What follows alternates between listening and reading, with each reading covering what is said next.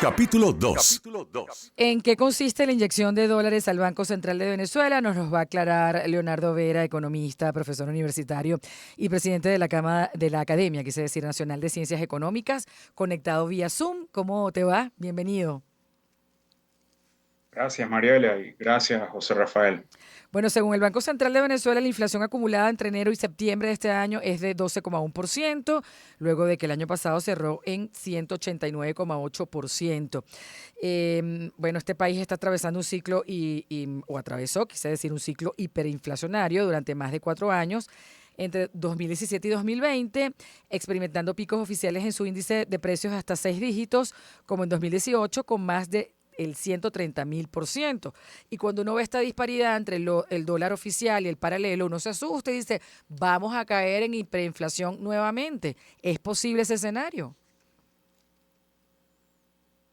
Bueno, los venezolanos conocen muy bien, Mariela, la conexión que hay entre la pérdida de valor de la moneda nacional, que es el bolívar, y la inflación.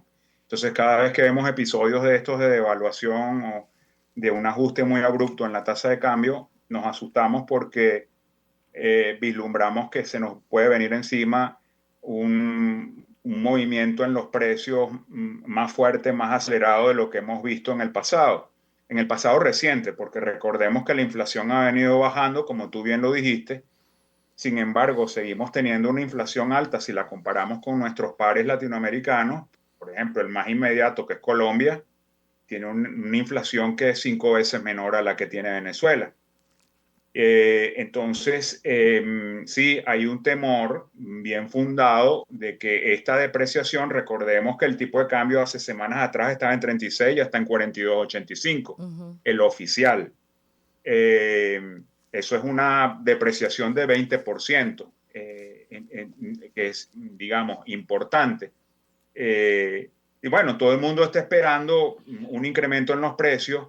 Sin embargo, en una economía, hay que advertir que en una economía que está un poco fría, eh, es un dilema para los empresarios, para las unidades productivas, ajustar precios al alza, porque temen que la poca demanda que tienen se les desaparezca. Claro, porque eso que acabas de nombrar es bien Entonces, importante, porque creo que muy poca gente entiende que además de haber frenado ligeramente la inflación en estos últimos años, se dio todo un proceso en el empresariado de ajustarse a un nuevo tipo de mercado, un mercado muy dividido entre el hiperlujo o, digamos, bienes de consumo muy particulares y cómo atender a una población con un sueldo mínimo sumamente mermado que lo que tú acabas de decir es clave. ¿Cómo hace un empresario ahorita para calcular hasta dónde puede llegar sin que se le reduzca aún más la base de consumidor que tiene?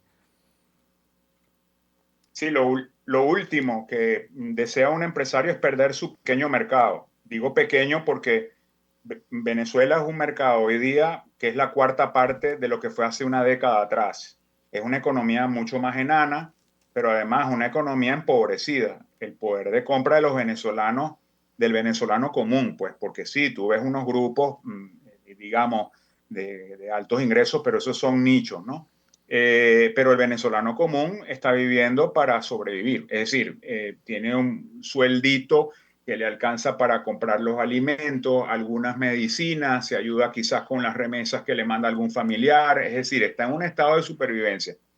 Entonces, el que vende, el que está del otro lado, la unidad productiva, el empresario, el que está en el negocio del retailing o que está en el negocio mayorista, ya sea un fabricante, lo que sea, tiene que cuidar muy bien ese pequeño mercado, porque, digamos, sí, él está viendo que sus costos están subiendo, pero hay otra realidad, que es que si él incrementa los precios para tratar de cubrir plenamente ese incremento de costos, puede quedarse sin mercado. Y recordemos que es un mercado donde hay mucha competencia, en algunos productos hay mucha competencia, sobre todo importaciones muy baratas, por este mismo fenómeno de que teníamos lo que los argentinos llaman un tipo de cambio atrasado. Ujú.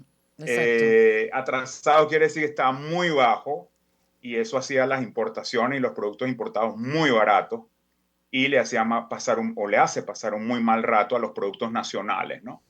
Entonces, ¿qué es lo que estamos viendo? Un ajuste del tipo de cambio muy rápido. Esto todo, todos los analistas o los buenos analistas de la situación cambiaria en Venezuela sabían que esto iba a pasar tarde o temprano. Es decir, que esta tranquilidad artificial que tuvimos durante un año de un tipo de cambio anclado a 36 con la inflación todavía rodando y siendo incluso 5 o 6 veces mayor que en Colombia, que es nuestro vecino más cercano, eso era insostenible. Y más insostenible en un país que no tiene reservas internacionales y que además quiere tener un tipo de cambio fijo sin reservas internacionales. Entonces, es como que, bueno, esto estaba anunciado. Entonces ahora hay mucho nerviosismo, Claro. hay un mercado paralelo muy poco transparente, en parte por el muy mal diseño que tiene el mercado cambiario en Venezuela, y tenemos un tipo de cambio oficial que está tratando de perseguir al paralelo, pero que no lo alcanza, y Eso es como el una situación coyote en y el donde hay, correcaminos.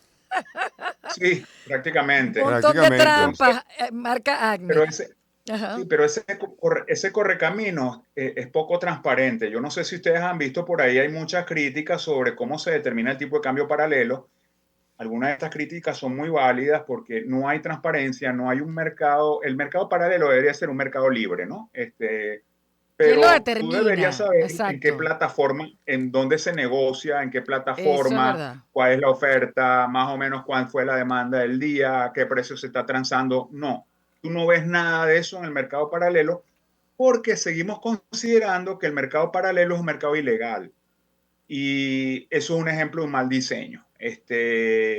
Entonces, bueno, no sabemos por qué el paralelo está hoy en 52 o en 51, porque no sabemos cuál fue la demanda que hubo hoy, tampoco qué oferta de dólares hubo por parte de los que No, ponen divisas los en el artículos que han paralelo. intentado explicarlo, Leonardo, los artículos que uno se lee que intentan explicarlo son tan claros como los artículos que te tratan de explicar la elección en Estados Unidos. Es decir, o sea, no, que hay un tipo, las casas de cambio de Cúcuta se promedian con un señor en el Es verdad. silencio que pega unos gritos de una esquina, Sí. más Más Darth Vader. cuatro cuentas de WhatsApp y lo que cuesta una onza de oro en Ciudad Bolívar. Entonces, tu recomendación es que eso se formalizara, bueno, que hubiera un mercado donde uno sabe, por ejemplo, cuántos dólares se transaron en ese mercado y eso te da una idea de la demanda y se pueden sacar cálculos. Pero ¿a quién beneficia el hecho de que sea tan opaco? A una mafia. Mira, y es muy fácil hacerlo. Bueno, no sabemos, pero es muy fácil hacerlo, ¿sabes? Porque hoy día hay tres mercados que manejan los bancos. Uno que se llama intervención, esto hay que explicárselo a la gente porque la gente no entiende cuál ha sido el diseño. Hay un mercado que se llama intervención. En ese mercado hay un solo oferente, el Banco Central. Le dice a los bancos, aquí está, yo le voy a dar 80 millones de dólares y los vende todos hoy. Si no los vende, si usted me devuelve $1, lo multo. Entonces los bancos salen desesperadamente a buscar a dónde venderlo. Eso que le da el Banco Central, que generalmente son dólares muy baratos, a 36 los estamos vendiendo. Hay un segundo mercado que son las mesas de cambio. En las mesas de cambio quienes ofrecen son los privados. Es decir, ya no es el Banco Central, sino que bueno, hay unidades productivas, empresas privadas que venden dólares porque necesitan pagar impuestos, necesitan pagar nómina, necesitan comprar algunos insumos locales, entonces venden dólares. Bueno, ahí compran también los privados. Ese debería ser el mercado libre, Claro. ¿entiendes? Manejado por las mesas de cambio de los bancos con información recogida por los bancos. Y bueno, y hay un tercer mercado que es el menudeo, que es ese mercado donde compra el ciudadano común. Pues ustedes ven que si, bueno, mi tío se metió hoy a las WhatsApp. 4 de la mañana ¿Ves lo para que te comprar decía? $25 en el 25, banco 50. tal Ajá. y lo intentó 80 veces y no lo logró hoy. Mañana entrará Bueno, esa es la nuevamente. Ese se diversión llama del tío. menudeo. Eso es lo que lo mantiene vivo. Entonces, claro, entonces lo que yo digo es, bueno, si tú quieres tener un tipo de cambio bajo, anclado, oficial, bueno, hazlo con el oficial, el mercado ese que llaman intervención, donde es el central quien ofrece las divisas y ojalá tenga bastantes divisas, que no las tiene, pero ojalá las tuviera para poner el tipo de cambio donde le dé la gana. Pero ¿por ¿Ok? qué, señor, Y tenemos que después debe pasar haber un esto? mercado libre, claro, y después debe haber un mercado libre que es lo que nosotros llamamos el paralelo, es un paralelo al oficial, a la intervención, ¿verdad? Que se puede manejar perfectamente en las mesas de cambio. Bueno, vamos a ir a escuchar Soltera de Shakira y cuando vamos a hablar de las proyecciones de fin de año sin utilizar demasiado los colores oscuros, por favor. Y si va a Ya haber venimos. inyección, si va a haber inyección de liquidez. ¿Cuánto pueden inyectar? Esa es la gran pregunta. Ya lo asomó Leonardo por ahí, que tampoco es que tienen mucho para inyectar. Pero bueno, vamos a ver cuánto le queda al Un inyectador. complejo, ¿ves? Vamos, Shakira.